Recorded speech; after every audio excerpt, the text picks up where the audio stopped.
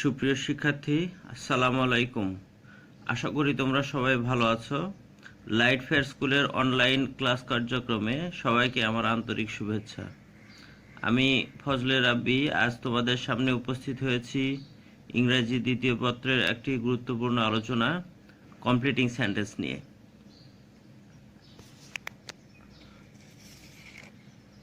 প্রথমে আমরা একটু জেনে নিই কমপ্লিটিং সেন্টেন্সটা কি। কমপ্লিটিং সেন্টেন্স বলতে অসমাপ্ত বাক্যকে সমাপ্ত করাকে বোঝায়। আচ্ছা, এর জন্য বাক্যের গঠন সম্পর্কে আমাদের একটা ভালো ধারণা থাকা দরকার। এ সম্পর্কিত কিছু রুলস নিয়ে আজকে আমরা আলোচনা করব। তো প্রথম রুলসটা কি, কোনো বাক্যে যদি to dot dot dot to যুক্ত কোনো ইনকমপ্লিট সেন্টেন্স পাই, তাহলে এর যে অ্যাডজেক্টিভ বা অ্যাডভার্ব আছে তার পূর্বে যে টু বসে, যদি টু বসে তাহলে সেক্ষেত্রে সেন্টেন্সের যে স্ট্রাকচারটা দাঁড়ায়, তাহলে সেটা আমরা একটু নিচে দেখব। সেটা হচ্ছে প্রথমেই সাবজেক্ট বসবে, তারপরে ভার্ব, তারপরে to, T double O too যেটা সেটা বসবে, তারপরে অ্যাডজেক্টিভ অথবা অ্যাডভার্ব বসবে, তারপরে একটা সামঞ্জস্যপূর্ণ ভার্ব এবং বাকি অংশ। তাহলে আমরা একটা এক্সাম্পল নিলেই বুঝতে পারবো কিভাবে আমরা জিনিসটা করতে পারি। The man is too weak to walk. এখানে too weak, the man is too weak এ পর্যন্ত হয়তো থাকবে, তাহলে একটা টু আছে যেহেতু আমরা টু ওয়াক এই পর্যন্ত আমরা বসায় সেন্টেন্সটা কমপ্লিট করে ফেলবো। আচ্ছা, আমরা রুলস টুতে আসি। দেখি যে to dot dot dot for dot dot to এরকম যদি কোনো স্ট্রাকচার থাকে, তাহলে আমাদের কি করতে হবে? প্রথমে সাবজেক্ট বসাইতে হবে, তারপরে ভার্ব, তারপরে টু, তারপরে অ্যাডজেক্টিভ বা অ্যাডভার্ব বসানোর পর ফর, তারপরে একটা পার্সোনাল প্রোনাউন বসবে। সেটা মি হতে পারে, আস হতে ইউ হতে পারে, বা কোনো নামও হতে পারে। হ্যাঁ, তারপরে অবজেক্ট, তারপরে আবার টুটা বসবে, সঙ্গতিপূর্ণ একটা ভার্ব এবং বাকি অংশটা এভাবে আমাদের বসবে। তো এক্সাম্পলটা আমরা নিয়ে নেই, দেখি। এরকম, the load is too heavy for me, এখানে too and for, me to carry. তাহলে এরকম সেন্টেন্স যদি আমাদের থাকে, the load is too heavy for me dash, then we have to complete with to carry. Okay, rules 3 তে আসি। so dot dot dot that এরকম কোনো স্ট্রাকচারের যদি কোনো অসমাপ্ত বাক্য থাকে, তাহলে কি করতে হবে? সেক্ষেত্রে যে স্ট্রাকচারটা এরকম হবে, subject plus verb plus so, ওই একই ধরনেরই স্ট্রাকচার, টুর জায়গায় সো হবে শুধু। আবার আচ্ছা, আর একটা টুর জায়গায় দ্যাট হবে, এবং তারপর একটা সাবজেক্টের পরে আসবে ক্যান অথবা কুড, ক্যান নট অথবা কুড নট, এবং মেইন ভার্বের বেস ফর্ম বসবে প্লাস বাকি অংশ। তাহলে আমার এক্সাম্পলটা নিয়ে এভাবে, she was so weak that she could not walk. সে এতটাই দুর্বল ছিল, সে হাঁটতে পারতো না। আচ্ছা, তারপরে আরেকটা নেই, যদি এটা পাস্ট টেন্সে নেওয়া হয়েছে, এটা প্রেজেন্ট টেন্সে আমরা একটা এক্সাম্পল নেই। He is so dull that he cannot understand anything. সে খুবই কি ছিল? ডাল ব্রেনের ছিল, বা অল্প বুদ্ধির ছিল, যে সে কোনো কিছুই বুঝতে পারে না। নেক্সট আমরা রুল 4 এ যাই। So that, in order that, অথবা দ্যাট থাকলে স্ট্রাকচারে আমরা কিভাবে সেন্টেন্সটাকে কমপ্লিট করব। তাহলে প্রথমে একটা ক্লোজ, তারপরে সো দ্যাট। এটা কিভাবে আমরা এখানে মিলাইছি দেখো।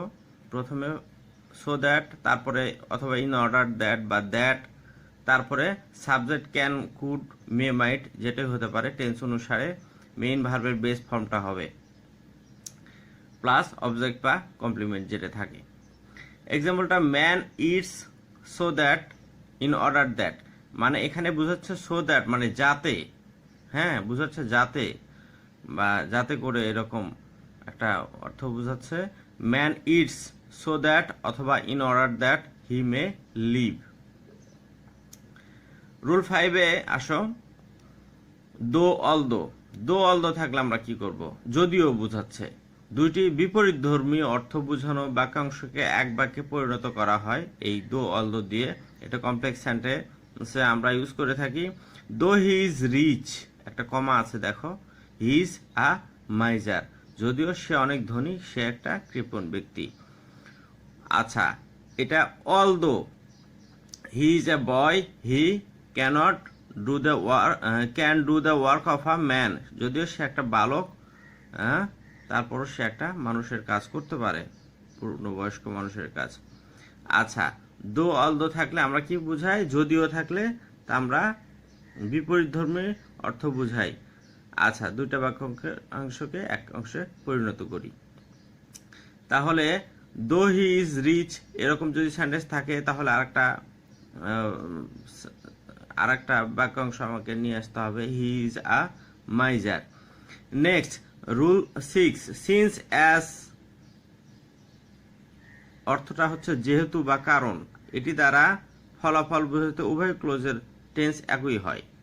আচ্ছা, since the weather was very cold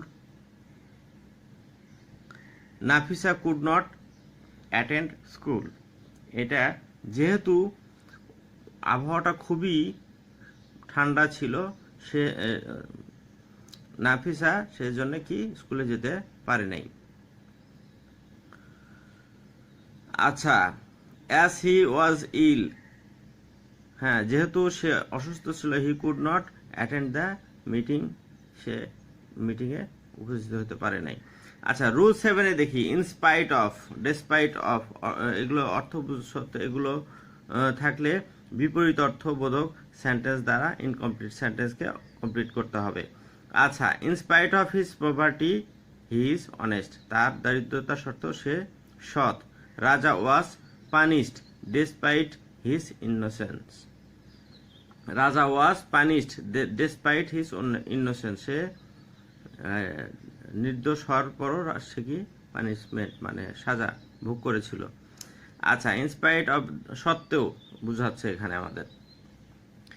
আচ্ছা, রুল 8-এ আমরা দেখি, ইট ইজ টাইম, এটা যদি নর্মালি যদি সময় কোনো কিছু করার সঠিক সময় হয়েছে বুঝাইলে, তাহলে ইনফিনিটিভ প্লাস ভাব দিয়ে আমরা নর্মালি একটা সেন্টেন্স গঠন করতে পারি। ইট ইজ টাইম, ইনফিনিটিভ প্লাস ভাব। আচ্ছা, ইট ইজ টাইম ফর, এটা আরেকটা সেন্টেন্স আছে, মি, একটা অবজেক্ট থাকবে প্লাস ইনফিনিটিভ, তাহলে it is time to change your bad habit, এটা একটা সেন্টেন্স হবে টু ইনফিনিটিভ দিয়ে। আর it is time for us, আমাদের এখানে ফরের পরে একটা অবজেক্ট বসানো হয়েছে, টু অ্যাটাক দ্য এনিমি, এটা উপযুক্ত সময় বা সঠিক সময়ে কাজ বোঝাতে এই যে নামে ইট ইজ টাইম আমরা বুঝাই, এটা প্রেজেন্ট টেন্সে। আবার ইট ইজ টাইম বা ইট ইজ হাই টাইম থাকলে কোনো কিছু করার সময় ইতিমধ্যে পার হয়ে গেছে, কিন্তু বিলম্ব না করে এখনই শুরু করতে হবে, এরকম বুঝাইলে তাহলে স্ট্রাকচারটা it is high time plus subject plus past indefinite হবে। তাহলে আমরা এক্সাম্পলটা নিয়ে নিই, it is time we changed our policy. আবার it is high time the government to necessary steps to control corona virus. আচ্ছা, হাই টাইমের সূত্রটা গেল। অ্যাজ ইফ অ্যাজ দোটা আমরা দেখি, অর্থ যেন, এগুলি ব্যবহারের ক্ষেত্রে সেন্টেন্সের প্রথম অংশে প্রেজেন্ট টেন্স থাকলে পরের অংশ পাস্ট ইনডিফিনিট টেন্স হয়, আর প্রথম অংশে পাস্ট ইনডিফিনিট থাকলে পরের অংশ হবে পাস্ট পারফেক্ট।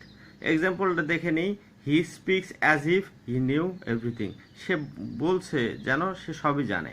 হ্যাঁ, হি talked as though he had known everything, সে বলেছিল যেন সে সব কিছু জেনেছিল। ওকে, আজকে আমরা প্রথম অংশে আমরা 10টা রুলস শিখলাম, পরবর্তীতে দ্বিতীয় পাঠে আমরা বাকি রুলসগুলো শিখে নেব। Thank you very much.